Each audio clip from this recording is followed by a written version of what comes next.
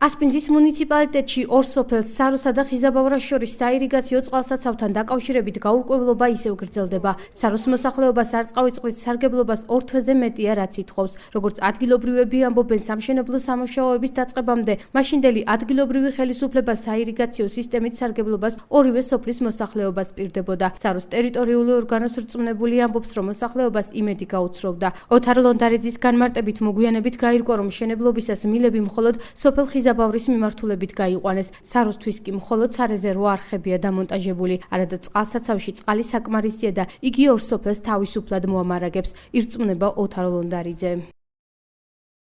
სოფლის მოთხოვნა არის, რომ გამოირკვეს, რატომ თავიდან რატო გვიპირდებოდნენ ამას და შემდეგ რატომ მოხდა, რომ ეს წყალსაცავი უკვე მხოლოდ და მხოლოდ ერთ სოფელს უნდა მოხმარდეს. სოფელს სჭირდება წყალი, სხვა საშუალება არ გვაქვს. აღნიშნული ბასეინიდან გამომავალი წყლის მილები გაიყვანეს ხიზაბავრის მიმართულებით. გითხრეს რომ თქვენ სახათო არ ის გიყვეს, მე რომ წავიდა მშენებლობა და დამთავრება წავიდა და რო აღარც ჩვენი კუთვნილი მილი დააყენეს და აღარც ისა, მაშინ ერთმანეთში წავიდა ინფორმაცია წავიდა რომ არ არის თქვენთვის წყალი და არც ყოფილაო და არც ხართ ხსენება არ სადაო. რომ საროსაც ეკუთვნის წყალიო. გააკეთეს ეს საგუბარი. მე თქვენს რომ საროს არ ეკუთვნისო.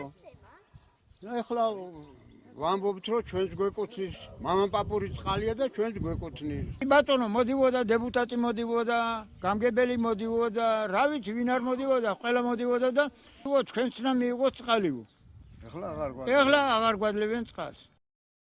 სოფელ საროს ტერიტორიული ორგანოს რწმუნებულისაგან განსხვავებით, ხიზაბავრის გამგებელი ამტკიცებს, რომ საირიგაციო წყალსაცავში წყალი ნაკლებია და ორი სოფლისათვის საკმარისი არ არის. კუკური პლაჭიაშვილის განმარტებით, სამუშაოების დაწყებამდე საირიგაციო სისტემის პროექტში სარო გათვლილი არ იყო და შესაბამისად იგი წყლით ვერ ისარგებლებს. ეს მოემსახურება ხიზაბავრის ტერიტორიას, სადაც არ ყოფილა პროექტში, იმიტომ რომ თან ისეთია მაგტევადობის ახლა თუ გასწდება ახლა საროს კი არა თუ იქნება შესაძლებლობა პრობლემა მაგრამ ფაქტიურად შესაძლებლობა არ იქნება იმიტომ რომ ფართობი ბევრი გვაქვს.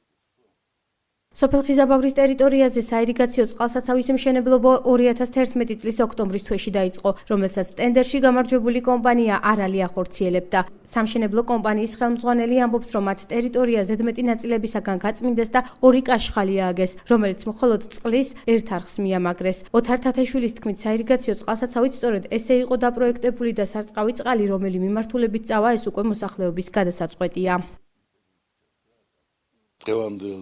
დღისათვის საკონტროლო ნიშნულ საკლია 1 მეტრი, ძირითადში შევსებულია უკვე საკონტროლო ნიშნულამდე, სადღაც დაჭირდება მე მგონი 2 კვირა. გამანაწილებელი ერთი არსებული გამანაწილებელი იყო.